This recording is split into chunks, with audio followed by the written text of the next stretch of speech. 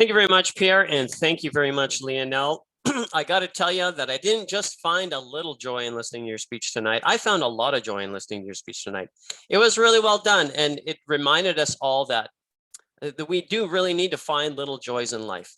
So when I evaluate your speech tonight, I'm going to do my usual routine and kind of break it down into two parts. I'm going to look at the physicality of what you did with your speech tonight, talking about your gestures and your camera, your eye contact with the camera, and also your vocal variety. And then we're going to get into the opening, body, and conclusion of your presentation tonight. So starting off with your gestures, I did find one point of improvement that we could do with your camera. And that was the fact that you had it tilted up. And so you were kind of peering down on us. And if you could find a way to put your camera or your computer on a box so that you were looking eye level with us, I think it would have had a better effect. There were some great gestures that you used in there, and you also used a lot of good props as well. So good job with, having the glass of water and the picture and the mirror and all the rest of it, and really visually stimulating us, especially with being on this online platform. It's always good if we can visually stimulate our audience with props like that. So good job with using the props.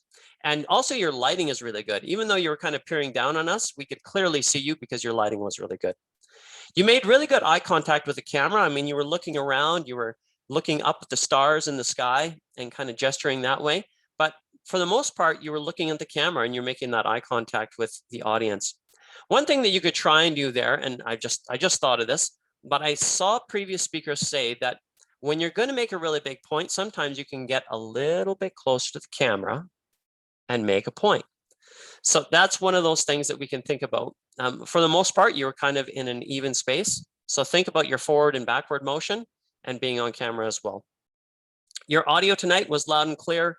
You speak at a really consistent pace. The one thing that I would challenge you with your audio or with your vocal variety is leading up to a major statement and then using a pause. Because when you can say something, whether it's a question or a statement, and lead up to a point that's really important and really pivotal in your speech, you want to use a pause and let the audience take it in.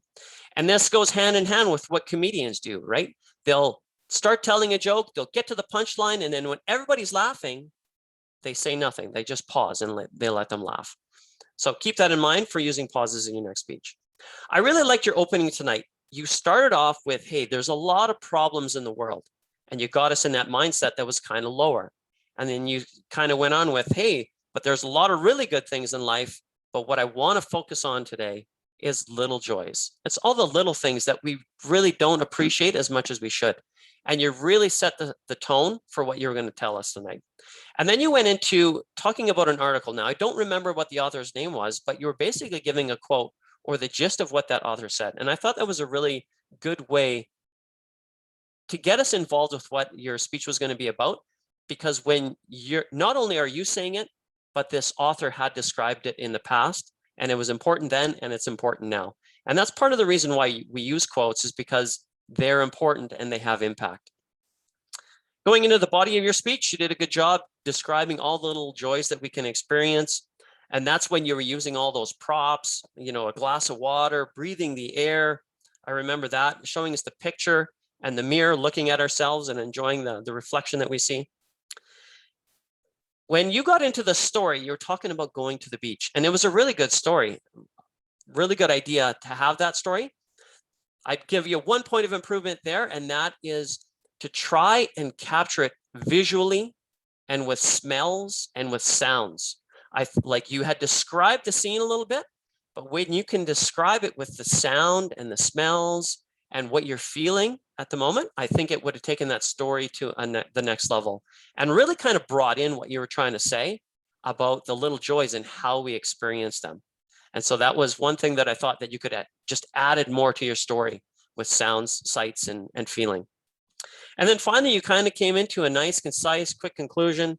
And you basically gave us that statement. You have to have little joys in life.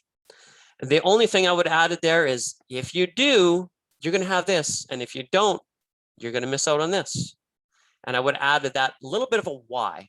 Because at the end of a conclusion, we always want to tell the audience why we're telling them what we're telling them. And so I think just that one phrase, if you don't, you're going to miss out. But if you do, it's going to be great. That would have just added a little bit more to your conclusion.